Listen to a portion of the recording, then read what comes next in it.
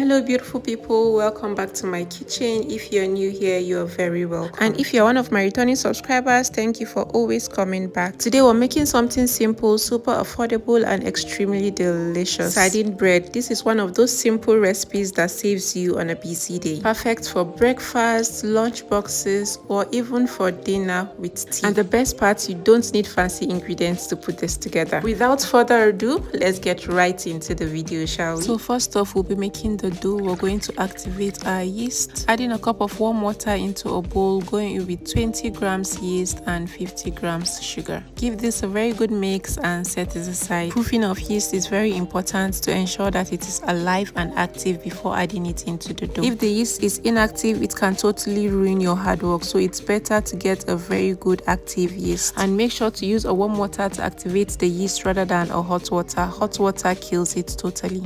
Into a food processor, I added about 500 grams flour, sifted flour, 1 teaspoon salt, 1 egg, and that yeast make sure we set aside earlier. You can see how foamy it is. That tells you how active the yeast is. I'm going to cover this up and mix it for about 5 to 6 minutes. You can totally do this by hand. When you want to knead this, you can knead it for 10 minutes. After about 6 minutes, I opened up the processor and added in about 50 grams butter. I let this mix for another 8 minutes, and there you have it. This came together nicely, so I did not really need to do too much. At this point, if your dough is a bit sticky, which I doubt when you follow this recipe, you can sprinkle a little bit of flour all around it. But make sure not to sprinkle too much, because a softer dough gives you a softer bread. I'll be dividing this into about 3 equal parts, then roll them into balls. If you want yours in form of a loaf, you can just roll out the dough and add in your filling, then roll it all out as a single dough. You can see how soft this dough is. That's what you get when a dough is well kneaded. If you have not made sardine bread before and you want to make it for the first time, then this is the recipe for you to follow. It is beginner friendly and you do not need a lot to make this sardine bread. Whether with a mixer or not, you are good to go with this recipe. So after forming balls with the dough, one after the other, we're going to roll it all out. Roll the dough out and make sure it is not too thin. And for the sardine filling, make sure to take out the excess oil, because oily filling makes the bread soggy.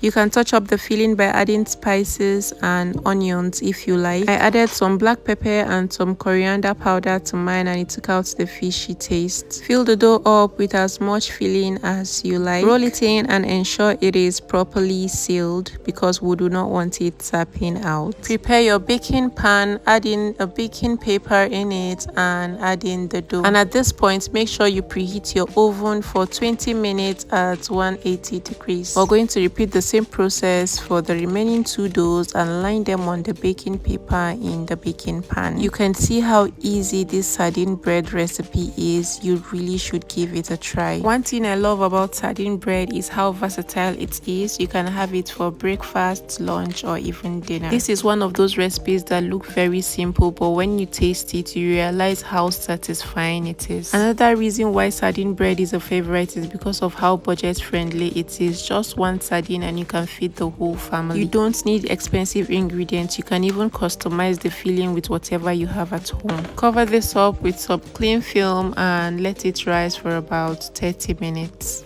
After about 30 minutes, you can see how well risen our sardine dough is. I'm just going to open it up now and brush it with some more sardine and sardine oil, which is just a mixture of sardine and the oil we took out from the sardine at the beginning. A good sardine bread should be soft on the inside and slightly brown on the outside, and coating it with some more sardine just gives you that beautiful effect. The key to achieving a soft bread: do not overwork the dough. Just make sure you knead properly and allow it enough time to rise. Patience really makes a big difference when baking. So once it is well coated, I'm just going to bake this for 30 minutes at 160 degrees. If you don't have an oven, you can pan bake this or stove bake it on low heat. Just make sure to provide a good barrier and also keep it fully covered. Well, after about 30 minutes, our beautiful sardine bread is ready. If you've made it this far in the video, thank you so much for watching. Let me know if you've had sardine bread before. Don't forget to like this video and leave a comment in the comment section. If you're not yet subscribed, please do subscribe. Look at how soft and perfectly baked this sardine bread is.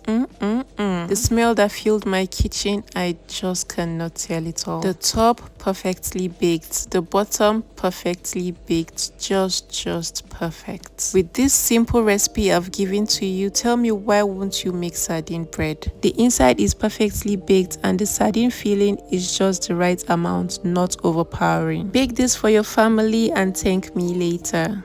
This bread is perfect on its own, but you can enjoy it with some tea, pap, or even a cold drink. And it stores well too. Just make sure you keep it in an airtight container. And that's that about this sardine bread. If you enjoyed watching, don't forget to like and leave a comment in the comment section and share it with someone who would love sardine bread recipe. Thank you for watching. See you in my next video. Bye.